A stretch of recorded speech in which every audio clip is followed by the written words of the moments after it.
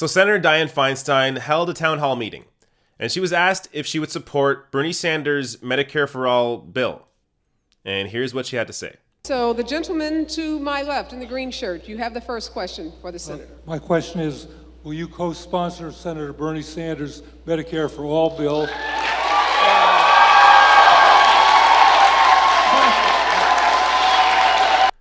So first off, let's note the applause that is happening right now.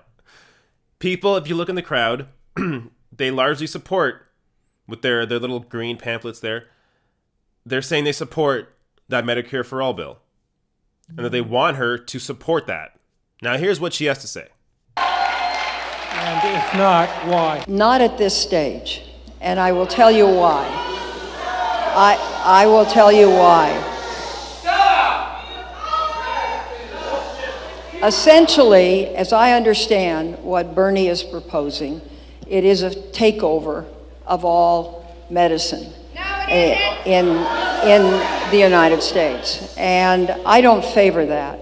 What I favor is taking a couple of problems in the Obama bill and working those out. How tone deaf is that? Why is she only able to see a few feet in front of her? What's the problem with trying to completely fix healthcare as an ultimate goal? Why can't she say, yeah, I do. I will support Bernie Sanders' Medicare for All bill. And in the meantime, while we try to work that out, I'm going to try and fix the issues that are in Obamacare. Why can't it be a two-pronged approach? Why can't you do both? Because when you just try and fix what is wrong with Obamacare, what you're doing is you're not setting up any goals further down the line. All you're saying is that Obamacare has a couple issues, and I'm going to fix these couple issues, and then everything's going to be fantastic. When in reality, we know that's not the case. Ultimately, the issue with Obamacare is that insurance companies are still a part of the system. And as long as you have insurance companies working with healthcare, working within the healthcare system, trying to make a profit off of sick people, then you have a broken healthcare system. When there are people trying to make a profit off of illnesses and death and cancer, and they have a vested interest to keep you on certain pills and keep you coming back into the system, that's a broken system. What you want is you want preventative healthcare. And preventative healthcare won't be a priority until you take the profit motive out of the healthcare system.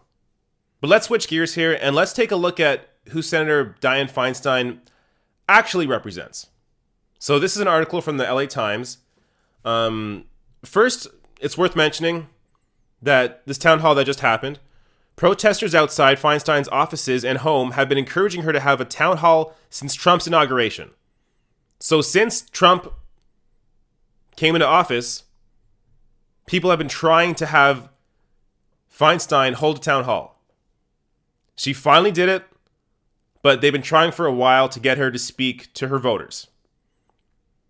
Now take a look at this quote from the LA Times article about a recent fundraiser that Feinstein's had. Senator Dianne Feinstein will raise money on March 17th in Los Angeles for her 2018 re-election campaign.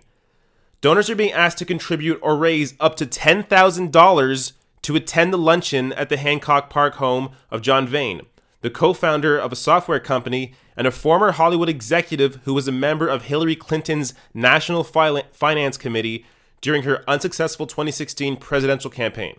$10,000. That's what it takes to talk to Senator Dianne Feinstein.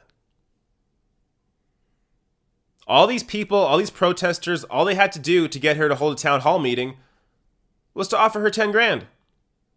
What's the big deal? This stuff to me it's hilarious because it's so ridiculous. It's so blatant. It's public. We know this is going on. And this LA Times article isn't talking about this like it's some huge issue.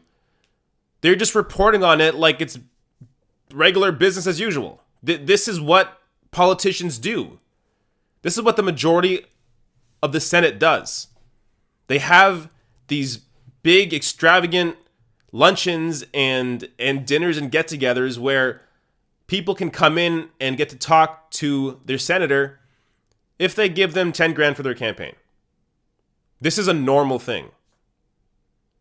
No wonder Feinstein didn't want to talk to her voters. She's used to getting money for it. Without the money, where's her incentive to come do it? So, while the rest of us understand how ridiculous this is, and how ridiculous Feinstein is for her centrist positions in the state of California, this is what insiders in Washington and people in politics, ingrained in politics, this is what they think when they're in their bubble. So this is a quote from kqed.org. Let me make sure I got that right. Yeah, kqed.org. This is an article by Scott Schaefer, and it's about could Dianne Feinstein face a challenger in 2018, a primary challenger. So this is what an insider, not the writer, but this is somebody he talks to, and this is what this insider thinks about Feinstein and her seat. She can hold that seat by safe margins as long as she wants, said political analyst Dan Schnurr from USC. He said it would be a suicide mission for another Democrat to take her on. Quote, almost anyone willing to take a shot at her is by definition not viable, Schnurr said. And anyone who is viable is going to want to preserve their viability. So simply practicing democracy and challenging an existing seat held by a senator who wants to stay in that seat makes them not viable. Simply wanting to run against somebody that's already in the party, it's not viable. Or that candidate is not viable. And it would hurt their chances for another seat. It would make them look bad because they want to practice democracy and they don't believe that Feinstein properly represents her constituents. Not viable. Nope, can't run. Wouldn't be viable.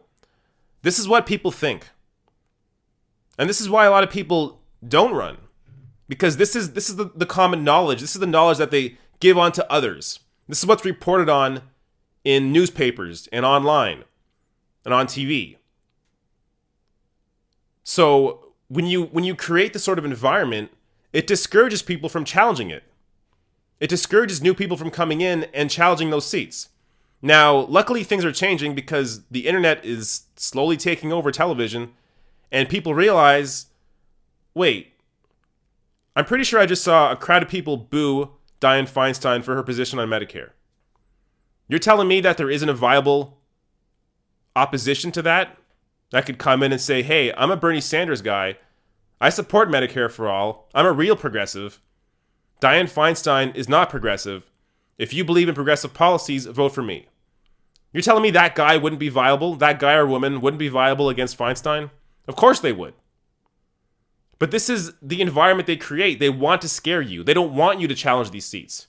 And he goes on to say that exactly. He believes that somebody who would run against her wouldn't have a chance. So here's the next quote. And someone willing to take her on, Schnurr believes, would likely be someone from the extreme left of the Democratic Party who, under California's top 2 primary system, probably wouldn't win a statewide election against Feinstein in November. Really? Is that what you think? How about we find out?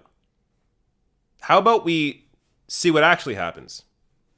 How about somebody runs against her from the left, adopts positions that clearly her voters want, but she doesn't want to support, regardless of what they think?